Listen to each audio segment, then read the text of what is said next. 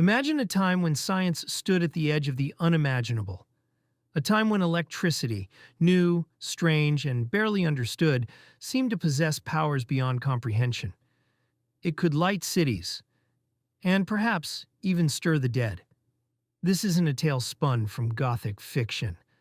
This is a true story of a man who believed he could defy death itself, a man who would perform one of the most shocking public experiments in history, the real-life Dr. Frankenstein. His name was Giovanni Aldini. Born in 1762 in Bologna, Italy, Aldini was a man of science raised in a world still shadowed by superstition. But he wasn't just any scientist, he was the nephew of Luigi Galvani, the pioneer who discovered that electricity could make dead muscles twitch. While dissecting frogs, Galvani had noticed that the animal's legs jerked when touched with metal instruments. He called it animal electricity, a mysterious life force that seemed to linger after death. But Aldini took this further, much further. To him, electricity wasn't just a post-mortem curiosity. It was a force of life itself, one that, if controlled, could cross the line between death and resurrection. At the dawn of the 19th century, the world was in flux. The Napoleonic Wars were redrawing European borders. The Industrial Revolution was rapidly transforming society, and in the scientific world, electricity had emerged as a force of fascination. Men like Alessandro Volta, who challenged Galvani's theories, had invented the voltaic pile, the world's first true battery. For the first time, humans could generate and control electrical energy. This new power, raw, invisible, and seemingly magical, raised urgent questions. Could it heal the sick? Restore consciousness? Bring back the dead? In 1703, Aldini set out to find the answer.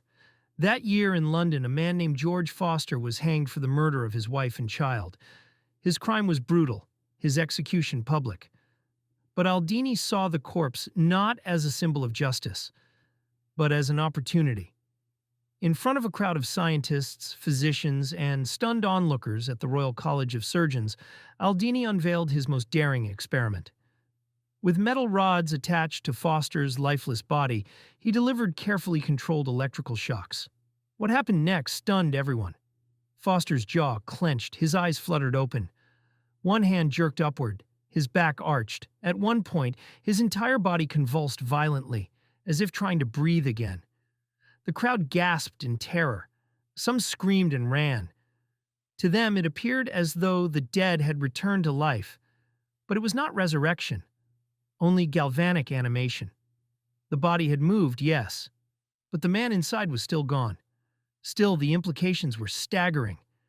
If a long-dead body could react this strongly, Aldini wondered, what might be possible with a body that had only just died?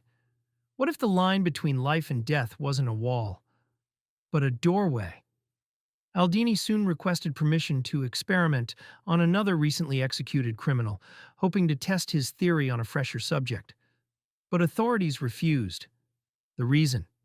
If Aldini succeeded in reanimating the man even for a moment, the legal system would face a horrifying dilemma.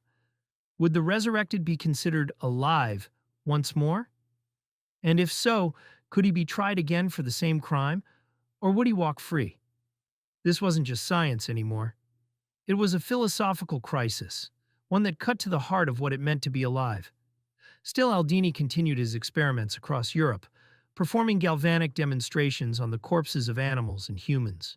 In Paris, he was received as a visionary. In other cities, as a madman. His experiments bordered on theatrical, blending science with morbid spectacle. He was both admired and feared.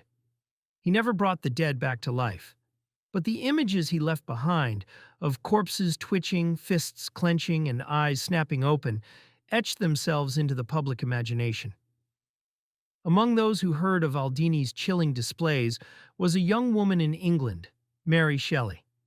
In 1816, during a stormy summer at Lake Geneva, Shelley sat with her husband Percy and Lord Byron. They challenged each other to write ghost stories. But Mary Shelley's tale was different. Inspired by real science, particularly the experiments of Aldini and Galvani, she imagined a scientist obsessed with reanimating the dead, a man who dared to play God and paid the price. Her novel Frankenstein, published in 1818, became one of the most iconic horror stories in literary history. The name Frankenstein would forever be linked not just to Shelley's imagination, but to Aldini's real-life experiments. In Shelley's story, Dr. Victor Frankenstein succeeds, but at a terrible cost. The creature he brings to life becomes a symbol of isolation, horror, and tragic consequence. Shelley's novel became a warning about the dangers of unchecked ambition, but at its heart, it was a mirror of Aldini's legacy.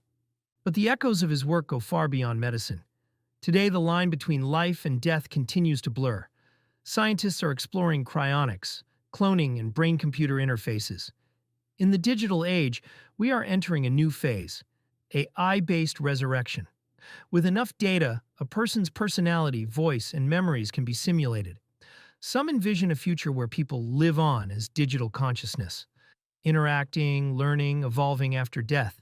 Though Aldini would eventually retreat from the public eye and die in 1834, his influence would never truly disappear. Modern science owes him more than it admits. The fields of electrophysiology, neuroscience, and cardiac resuscitation all stand on the foundation he helped lay. The defibrillator, used every day to revive patients whose hearts have stopped, is a direct descendant of the galvanic experiments Aldini performed on lifeless bodies. And now, in the 21st century, as we approach the frontiers of biotechnology, cryonics, cloning, and even digital resurrection through artificial intelligence, we once again face the same questions Aldini raised over 200 years ago. What does it mean to bring someone back? Today we simulate voices of the dead with code. We preserve bodies in liquid nitrogen, hoping science will catch up with death. We recreate personalities with machine learning, training AI to speak like loved ones who are gone. We're no longer shocking corpses, we're simulating consciousness. But the ethical dilemma remains unchanged. Giovanni Aldini stood at the edge of science and stared into the abyss. He asked questions no one else dared to ask. And though the world moved on, his shadow still looms behind every spark of ambition and every experiment that challenges nature's boundaries. He was never the monster, nor was he the hero. He was something much more dangerous, a man who believed science could do anything, even reverse death. And in that belief, he became immortal, not in body, but in legend, the real Dr. Frankenstein.